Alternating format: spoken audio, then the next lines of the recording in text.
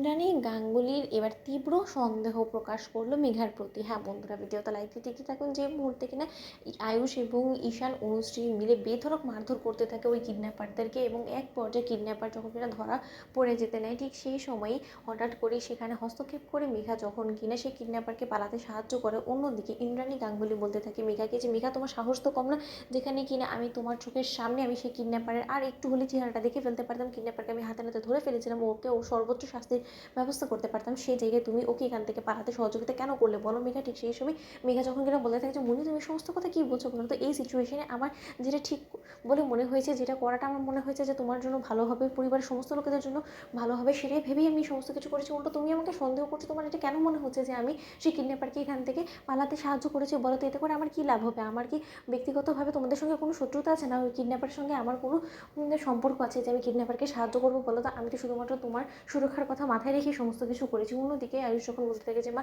যা হয়েছে হয়েছে, কিডন্যাপার হাত থেকে চলে গেছে, তাদের কি, তুমি একদম টেনশন করো না, আমি পুলিশকে ইমিডিয়েট কল করে ওই কিডন্যাপারকে ধরার জন্য বলে দিচ্ছি, এবং পুলিশ বাকিটা বুঝে নেবে। চলো, আমাদের পক্ষে এখানে থাকাটা খুব একটা সেফ না, আমরা এক্ষুনি বাড়ি ফিরে যাই। অন্যদিকে বাড়ি ফিরে যাওয়া মাত্রই মীনাক্ষী যখন কিনা মিথ্যে ভালো মানুষই দেখাতে থাকে এবং বলতে থাকে ইন্দ্রাণী গাঙ্গুলিকে জড়িয়ে ধরে যে সত্যি দিদি, তোমাকে ছাড়া যে এই গোটা বাড়িটা কীরূপ পরিমাণে খা খা করছিলাম তোমাকে বলে বোঝাতে পারবো না।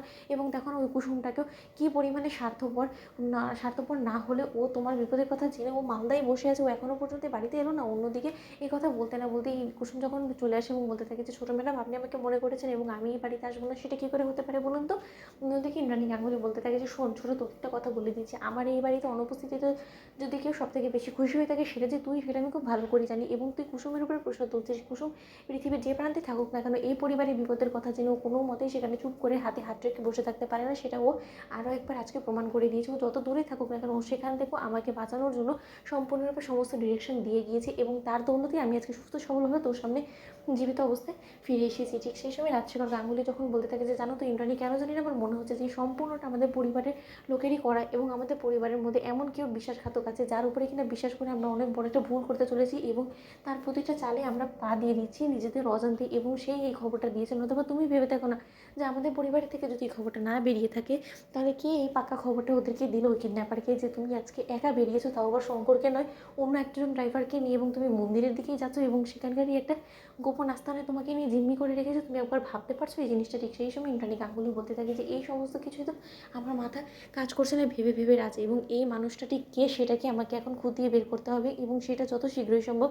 কারণ আজ পরিবারে এত বড় একটা বিপদ এসেছিলো, সেটা কুসুমের দৌলতে আমরা বেঁচে গেলেও সবসময় যে আমরা পার পাবো না সেরকমটা তো আমাদেরকে ভাবতে হবে, তাই না? তো বন্ধুরা, লাইক কমেন্ট শেয়ার করো, সাবস্ক্রাইব করতে ভুলো না।